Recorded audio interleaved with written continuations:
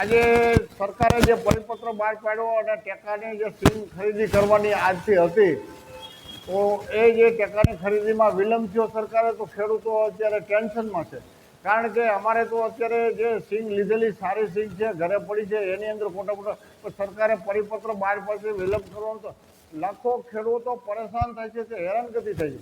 એ સરકાર આવું વારંવાર જાહેરાત કર્યા પછી અમલ નથી કરતી, દુઃખની વાત છે કે આ સરકાર શું કરવા માંગે છે. સરકાર એમ કહે છે કે આ સરકાર જે ભાજપની છે એ ખેડૂતની છે, તો ખેડૂતની સરકાર છે તો એની ઉપર ધ્યાન તો આપતી નથી.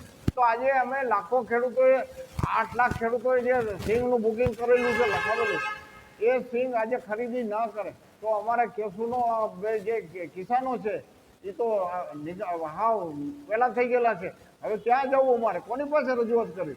તો અમે કૃષિ પ્રધાનને કહીશું કે તમે એટલા બાંગ્યા મારોમાં અને તાત્કાલિક ખરીદી ચાલુ કરો. આ ખેડૂત જગતનો તાગ જો વિફરો ને તો આ સરકારને ખેદાન મેદાન થઈ જશે. સરકારની જવાબદારી રહેશે. જેટલું વિલંબ કરશું તેટલું આ સરકારને નડશે.